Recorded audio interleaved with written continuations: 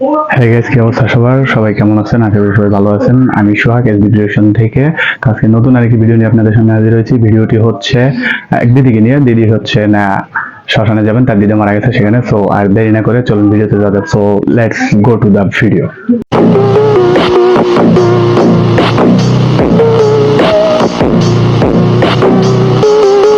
হঠাৎ শুনি আমার দিদা মারা গেছে।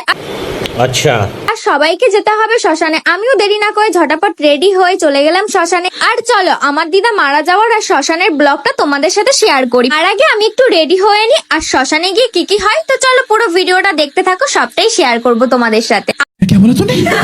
আমি ভেবেই পাচ্ছিলাম না কোন ড্রেসটা পরবো। হ্যাঁ, কোন ড্রেসটা পরবেন?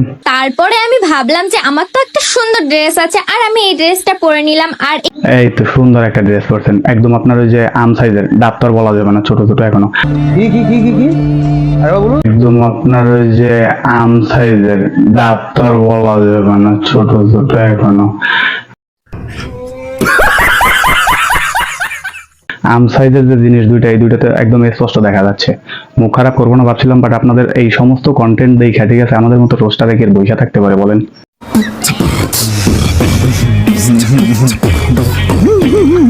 একটু মেকআপ না করলে হয় তো, একটু টোনারটা মেখে তারপর তার নাকি দিদা মারা গেছে। তো দিদা মারা গেলে এইভাবে শ্মশানে সাজুগুজু করে যায়, আসলে আমার জানা ছিল না, আমি আগে কখনো দেখি নাই। ভাবছিলাম মেকআপটা শুরু করবো। তো চলো মেকআপটা শুরু করতে করতে তার আগে তোমাদের একটা গল্প বলি। আচ্ছা, হ্যাঁ শুনান, আপনার গল্প আমরা শুনবো। আমি ভাবতেই পারিনি আমার দিদা আমাকে ছেড়ে চলে যাবে। আমার এইটা ভেবে খুবই খারাপ লাগছে যে আমার দিদা আমাকে ছেড়ে চলে গেছে এই দুনিয়া ছেড়ে পুরোটা, আর কখনো দিদা চাইলেও ফিরে আসতে পারবে না। শোনা গো, আমার খুব কষ্ট যে বলো। কি শোক প্রকাশ করতেছে দেখো নিষ্পাপ বালিকা।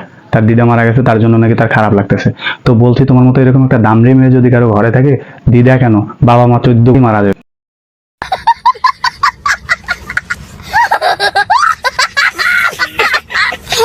যাই হোক, সবারই একদিন না একদিন উপরে যেতে হবে, এইটা নিয়ে মন খারাপ করে আর কিছুই হবে না। এইটাই নিজের মনকে বুঝ দিচ্ছিলাম।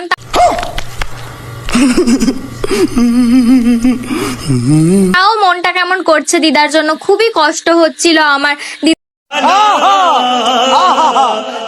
আর এইদিকে আমি বুড়োটা একটু আঁকিয়ে নিলাম যেমন তেমন ভাবে। আমি কিন্তু বেশি কিছু করছি না, আইবুড়োটা হালকা করে একটু আঁকিয়ে নিলাম। আমি কিন্তু সেই রকম কিছু সাজছি না।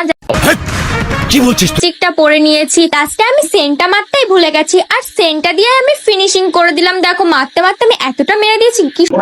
হ্যাঁ দিদি, একদম ঠিকই আছে। ওই যে আপনার এই আমের উপরে যে আপনি বডি স্প্রে, সেন্ট, আতর কি কি যেন মাইখে গেলেন, যান সুগন্ধি ছড়াবে এবং কাস্টমার আপনার পিছন পিছন করবে, আপনাকে হোটেলে নিয়ে তারপরে ঠাপানি দিবে। আমি তো মুখ বুঝেছি, সে সুটিয়ে লাল করে দেবো, নোংরা আমি বার করে দেবো।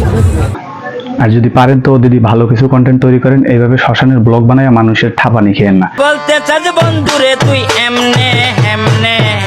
তো কাকা, আমি বলতে চাচ্ছি যে এই দিদিটা কি আসলেই তার দিদার সৎকারের কাছে শ্মশানে গিয়েছিল, নাকি হোটেল বা কোনো পার্টি ক্লাবে, ডান্স ক্লাবে সে ডান্স করতে গিয়েছিল? জি স্যার, আপনি ঠিক বলিয়াছেন। আজকে বেশি কিছু বলবো না, যেহেতু মনটা খুব খারাপ আছে, আর কিছু বলতে পারছি না। তো চলো টাটা, বাই বাই। তো দিদি, আমার এবং জাতির তরফ থেকে একটু প্রশ্ন আপনার কাছে দিদি, যে আপনার রেটটা কত? বেশি আলবাল বকলে না কানের গোড়া একটা থাবড়া মারবো। মানে আপনি পাবলিককে যে ধোকা দিয়ে বোকা বানিয়ে যে আপনি মিথ্যা একটা ভিডিও বানাইছেন, একটা ফালতু একটা ব্লগ বানাইছেন, এটা রেটিংটা আপনার পেজে কত ছিল দিদি, এটি জানতে চাচ্ছি।